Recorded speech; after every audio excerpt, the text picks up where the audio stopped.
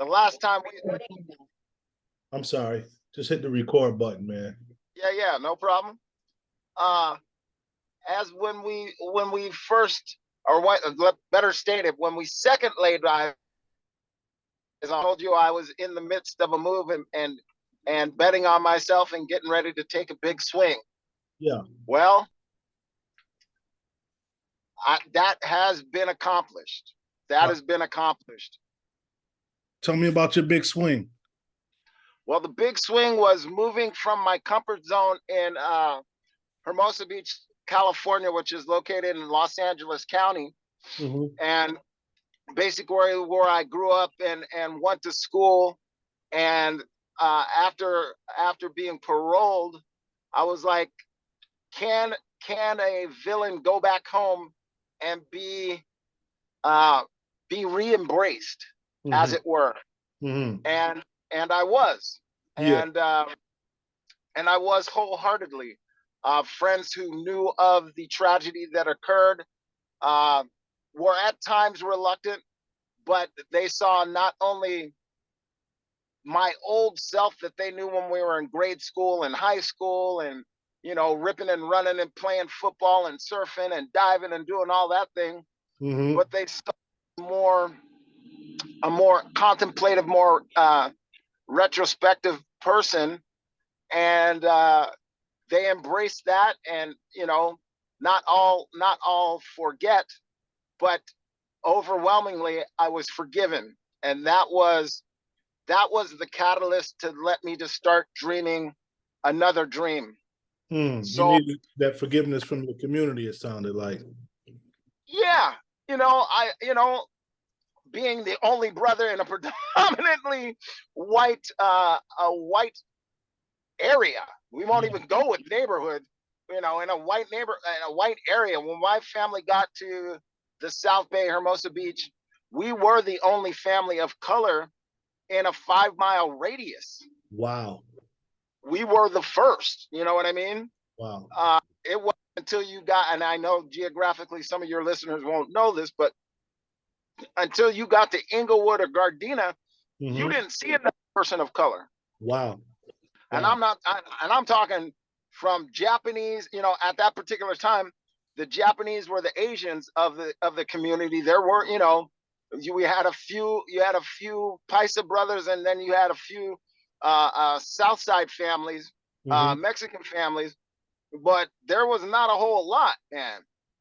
So I came home, and there was greater diversity when I got home, which warmed my, because that showed economic progress, and brothers and sisters were making it, so they was making their way out to the beach and making it their home.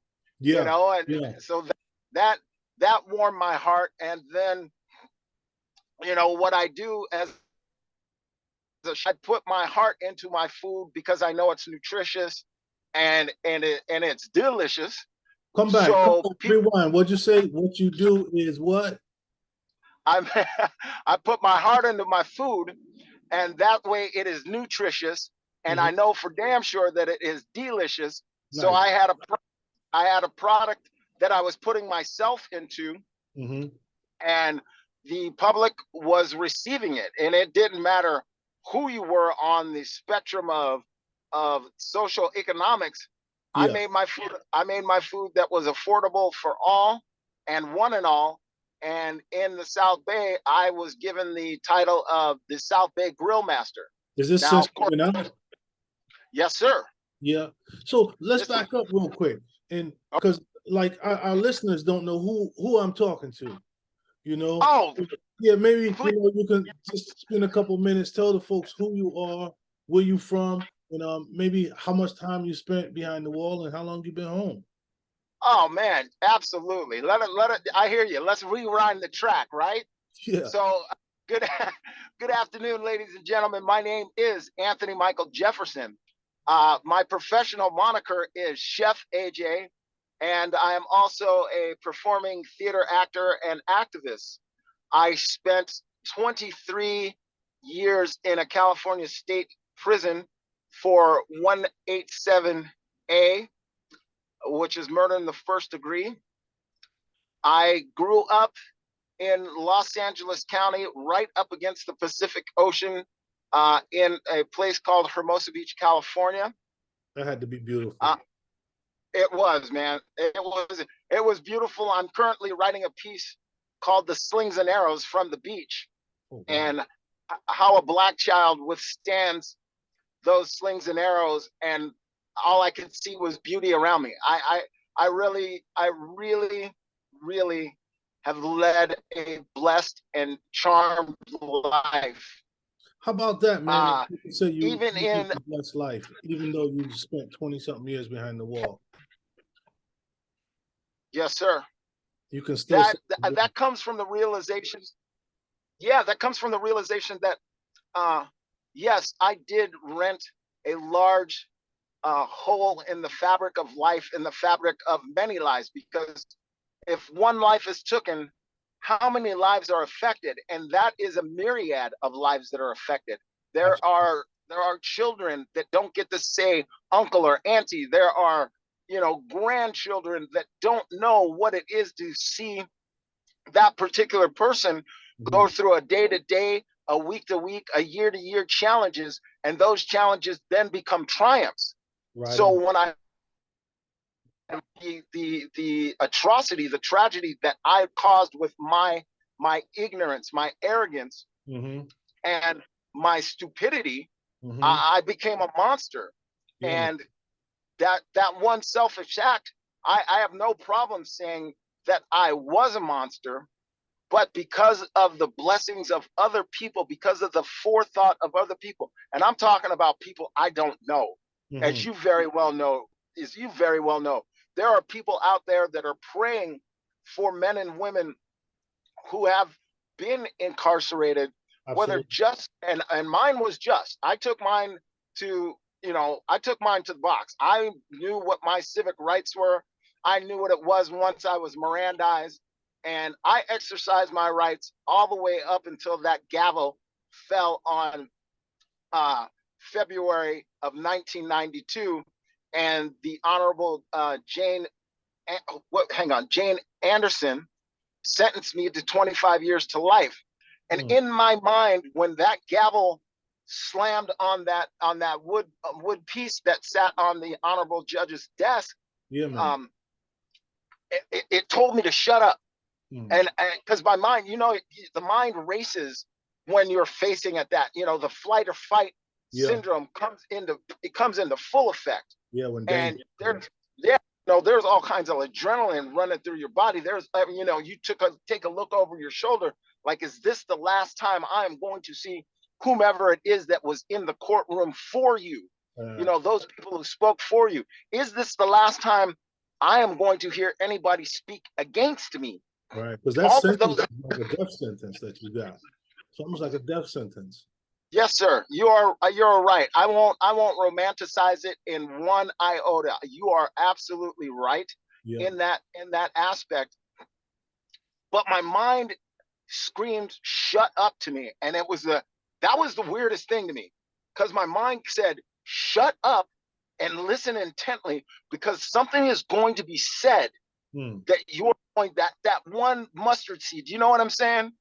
That one olive branch, and I took it to heart. Like I said, I took mine to a jury trial. I had confessed my crime, but I still took it to the jury trial because I believe in exercising your rights. Absolutely. Absolutely. There's a difference between freedom and liberty. Yeah. And we work as people of color and some of our white brothers and sisters. Yeah, they got a little different, but we work from, in my estimation, we work from a liberty stance. We don't work from a freedom stance, right? So in that, I just mind and myself just kept saying, "Shut up, shut up." There's something that is going to be said that is valuable, and I didn't know it at the time. I was believing, on a hope and a prayer. But so when you look back, though. When you look back, what was that olive seed? What was that mustard seed? What was that jewel that was able to pick up? the judge said, Mr. Jefferson, if you continue to conduct yourself as you have in this courtroom and as you have prior to ever stepping into this courtroom, meaning cooperating, telling the truth, and being, even though my act was despicable, and she had, she had that look in her eye, and some of those jurors had that look in their eye, like, you are despicable. But, and when I heard the but, you know what I'm saying? You hear, there are those times when people say but, and well, I won't say you dismiss everything that came before that, but when you hear that comma but, it's time to listen. Yeah. So I listened up, and the judge literally said, I can see that you have a greater possibility of coming home from the sentence than I've seen in many of the years that I have been on the bench. And I took that baby. It didn't come to fruition. It just sat in the back of my mind for at least a decade, bro. For Craig, I'm telling you, that sucker sat in the back of my mind for at least a decade, because I'm a firm believer in this, and I hope I don't offend anybody that is listening. But what God for us, no man, no person, no woman can take it from us if we get in alignment with what that is. And talk about that. Talk about that. How did you get into alignment? How did you know you had to align? And what were the things you did? Okay. The alignment came, and it came like a bolt of lightning. There was a gentleman who was sentenced to on death row. His name was Tookie Wilson. Yeah. Tookie Williams. Some of y'all may know him as the notorious one of the leader of the Crip gang. Well, this man began writing children's book. Right. And he was getting published, and he had something to say. And I was like, I got something to say. And I didn't know what it was, but it struck me profound. And the one kernel that really just started to set the wheels in motion on the day that it was announced that Tookie was going to be sentenced, not a Crip nor a Blood wore a black patch on their, and that messed me up, because this cat was elite. I mean, you know what I'm saying? Crip and Blood is worldwide. Right. It's worldwide as far as the notorious site. Yeah. So I walked the yard that afternoon, and I didn't see anybody taking note of what was getting ready to happen. This brother, regardless of, was getting ready to be put to death by the state of California. Yeah. And you know the old saying, if you don't stand for something, you'll fall for everything. I said I wasn't falling for it, man. So I went back. I had a pair of shorts that were black, and I ripped them suckers off. And when I walked to the chow line that night, I had a black patch on my arm. And the only person who stopped me, talked to me about it, was a white CO. And he said, you know this is going to mark you, don't you? And I said, whatever the mark is, I'm willing to take it. And they left me alone. They left me alone. And I said, I'm on to something. The next part of the germination of this mustard seed was, I woke up in my bunk in a 12-man dorm, and I was crying. And I had no idea at the moment of those tears cascading down my face what it was.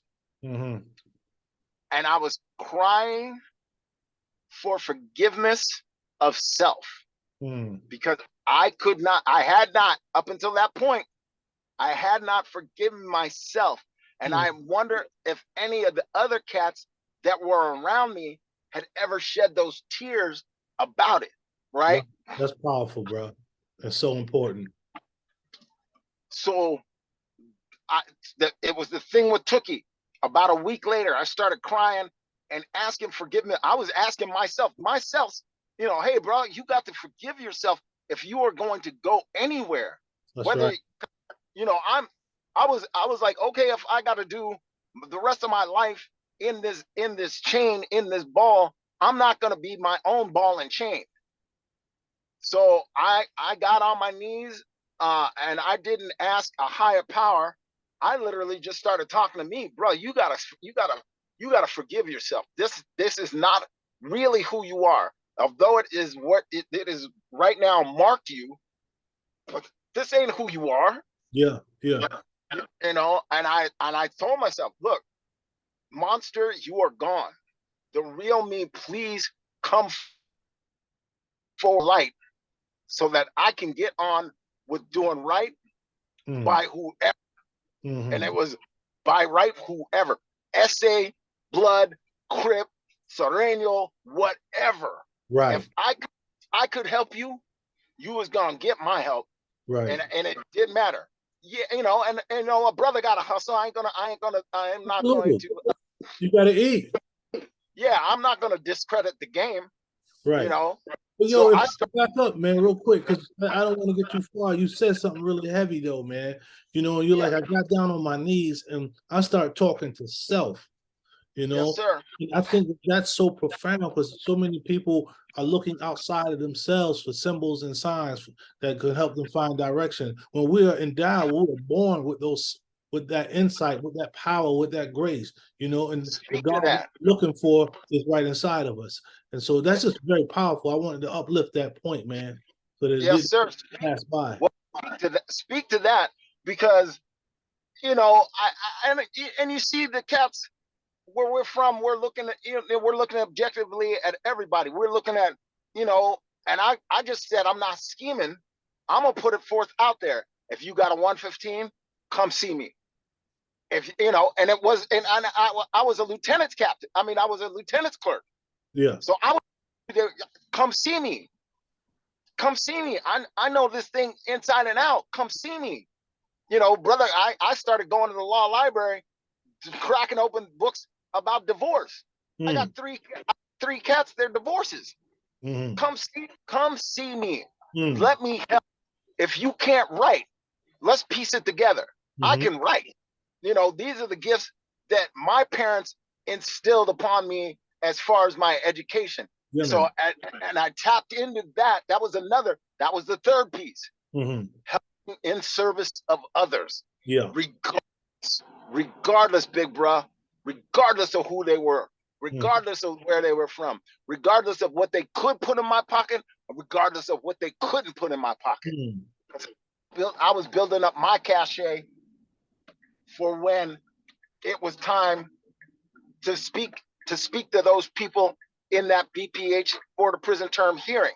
And I went before them on 3 occasions, and they slapped me. The first occasion, again, I was still full of that arrogance.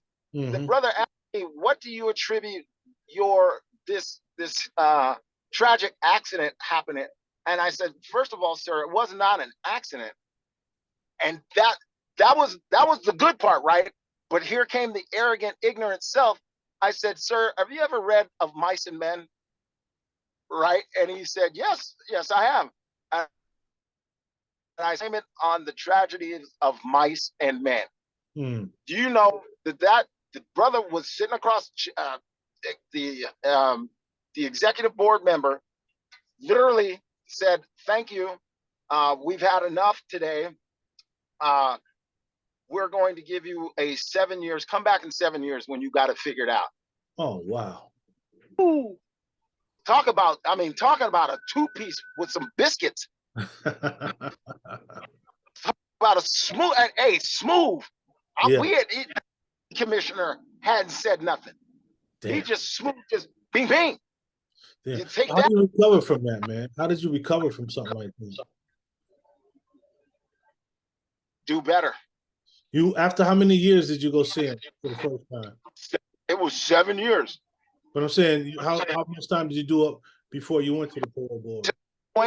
Up until that, you were in California not eligible up until the 10th between 10 and 12 for your initial. That was my initial. And okay. yeah, and he said, come back in 7.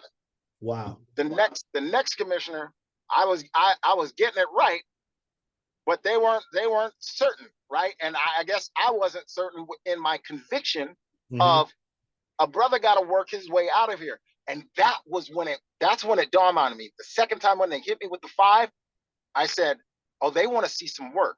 They want to see a track record of and I'm gonna tell you straight up, I was no goody two shoes in prison. There are goody two shoes in prison, and I don't even care if you're on a PC, a protective custody yard. You ain't goody two shoes. If you was goody two shoes, you wouldn't have been in prison. Heard, and I respect you for saying that. You know, I mean, because you know, it is what it is. Yeah, there are different levels in prison, and California got a trip, and back east has got their trip. Yeah. But you know, you got to, and that's what I started. Again, when I woke up crying, I was like, okay, I got to look within. I got to call on the things that I know. And you know, my mom's and my dad's was all about that education. Right. Learn. You know, whether it's learn by route or find out something new. Yeah. I kept every day, I kept finding out something new about my surroundings, or that I saw that where there was a chink or a loophole in the system. Yeah. And I started working, you know. And you know, you think about that word you're talking about, education too, you know, and that's so heavy because, you know, it's rooted in this word, I think it's Latin, educo or educere. Yes, It yes. means to bring out that which is latent. So when you start really tapping into yourself, you really start to become educated. That's when the true education process comes forth, I think. I would concur with you 100%. And that is a lot of what we'll be talking about in the future, is how you can educate yourself through theater arts, through writing. You begin to look, you know, because the writing trip, I mean, I know you know it, but some of the people that may be listening to us, it is a 3-dimensional device. It comes from the mind. It goes through the nervous central system, and to a piece of paper. Yeah, man. It is transcribed on a piece of paper, and the eyes are looking at it and absorbing it back into the mind from which it came. How about that? Right? Yeah, that's powerful. That, I mean, it's yours. Whether it is, I mean, a rap. People, boy, I'm gonna tell you, when I hear people of ignorance speak of, well, them rappers ain't doing this or ain't doing that. They are writing. They are writing. They are writing about their surroundings. It may not be pretty to you. It may not be eloquent to you. Where it come from? But that's where it comes from. It comes from that gut. It comes from that mind of observation. And I mean, I applaud brothers that rap.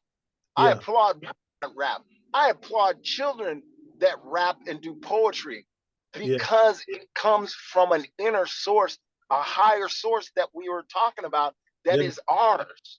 Right. And so they already tapped into it. Right. Yeah. You can't take that from a person. Right. So how many of us need to tap into that, man? You know, either those of us who are in prison or those of us who are walking the street. You know, so many of us, I think, will tap into that. And I think that's the one aspect that all of us have in common, that one life that we all live. You know? I couldn't agree with you more, bro. I could not agree with you more. So this. Oh, go ahead, AJ, but I got a question for you. Yeah, sure. No, go say what you're going to say. Oh, and so what I'm saying with that 3D, that writing, that from a source through your body, causing the electrodes and neurons to fire so that your hand moves a pencil, and then your eyes are reabsorbing it. It became powerful to me, and I started writing out a plan. You know what I'm saying? Wow. Plan for getting out? Yes. Wow. That's powerful. And it dude saw me sitting there writing, and hey, bro, what you doing? You writing some lyrics or something? Oh man. And I called it my get out business plan. Yo, that's what's happening, and so I see right where you're going, and you really answered my question, which was, what type of jewels would you pass on to someone who is incarcerated, who's trying to, or who's thinking about getting out and staying out? And you said the plan. You wrote a plan. Analysis and getting after myself. Why I wrote down this one thing, and I tell this story because I find it humorous, right? I come from a lineage of very educated people, and when I'm saying educated, they are erudite educated. They will pick up a book, pick up a dictionary, and spend 2 days going over 2 pages because they need to know the etymology of the word. Where does it come from? Who is why is it this, that, and the other? I mean, I did that. I did this just yesterday. I was like, where did the semicolon come from? It's just a punctuation. But my mind, that real self was like, I don't know, so I need to know. Yeah. And it took me, it don't take nothing to Google some shit or go on YouTube, and you can get a straight up education on, but my parents didn't have it that much like your parents. No, I was just saying, I heard people always talk about YouTube University.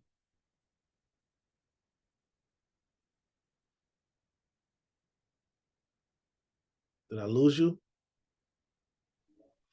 So, so Trip, I'm in what was it, about 4th or 5th grade, and it's African history, right? I got a D on my report card. I show my mom looks at it. She says, "Wait till your father gets home." My father looks at it and says, "Wait till your brother gets home." My brother, it was 2 months before my brother got home. My brother proceeded to beat the brakes off of me. Where was your brother? My brother was at Penn University. Okay. So they really push higher education for you guys. Yeah, they pushing it. They were pushing it. Would you say that you're having, high school education and probably some plus education going into prison really made a difference for you as far as, navigating through prison and finding yourself pretty much landing on your feet when you're getting out?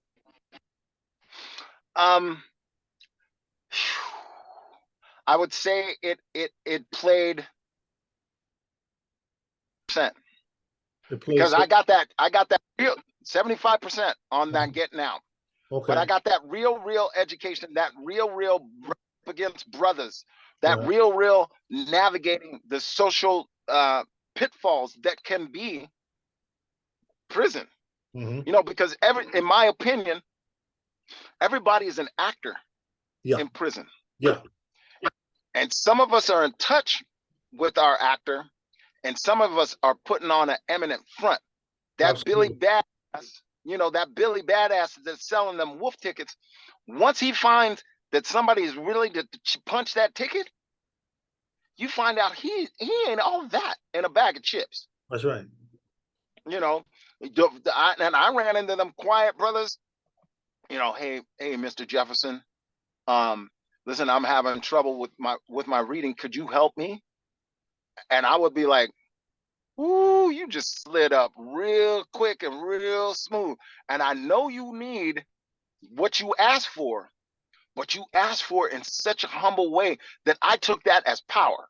Absolutely. I took that as power, and I began to read into what power lies in humility and humbleness and being willing to step out on that green branch of faith and saying, I need help. Yeah. And so that's much different than the ideal we've been given as boys and as men, coming up. There's this box, this explanation that all these quasi-masculine identities and behaviors belong in. And so if we say that we need help, somehow that Correct. manhood, you know. So what would you tell a young brother today, man? You know, aside from just making a plan, what would you tell a young brother who's maybe coming out of prison, or his mother or family members are waiting for him to come out of prison? What would be something you drop on him? First, to the family, please understand that there is a kernel of the person that you knew as a child, that young child, is still in there. And that person, that child, has spent years, decades, and I don't like this term, but I have not yet come up with a better one. Stasis is too highbrow for me. They're in a state of retardation, right? They're retarded. It's not, retarded does not mean that thing that people used to use as a slang about somebody who was slow, autistic, or whatever. Right. No, it is the retardation. And put something in an ice bath that just came out of hot water. I am retarding the cooking process. I don't want it to cook anymore. So I put it in ice and it stops the cooking process. That is retardation. Right? So I would say to them, listen, be firm. Understand structure is what this person has come from. Being released from prison is not being freed from prison. So you must be able to willing to show a structure. This is how we are doing it in our house.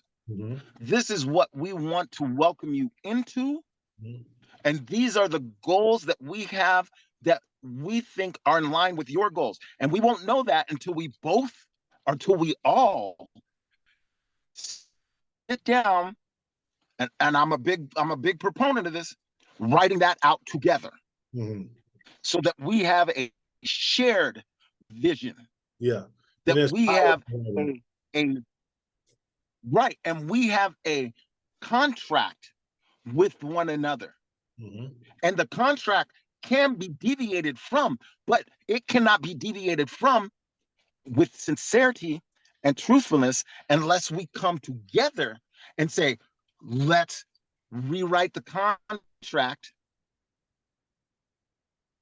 so that it begins to unfold the way you want it to unfold. Like I had a vision of coming out and being a chef. And my sister was like, that's a no-brainer, bruh. So we wrote that contract together, right? And when we wrote that contract together, while I was still in prison before I went to my last parole board hearing, we had a map. Yeah, man. We had a map. And when I went down that map and shared that with those board of commission people, they was on the map with me.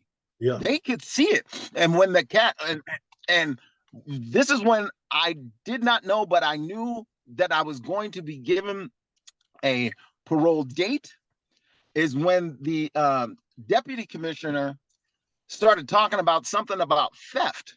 And I was like, sir, I do not want to appear cocky or dismissive, but with all sincerity, it is impossible for me to have stolen something and then purchased tickets for a Bob Marley concert in 1992 when Bob Marley died in the summer of 1983. And I hope that me sharing that with you today does not feel about the plans that I have going forward. And the executive commissioner looked over at the deputy commissioner and was like, you shot your shot, bruh. And he came down the road just the way he was supposed to, because it is undeniable when you look across that table with that brother with them dreadlocks that he don't know about what he's talking about. Yeah. Right on. And so there becomes a, I won't say confidence, but a resolve. Yeah. Yeah. I was resolved with that answer. I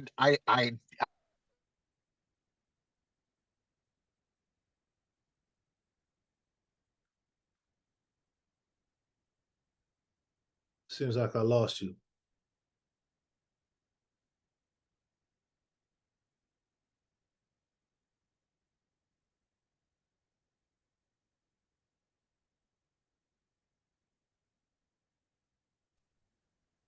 Great, you're there.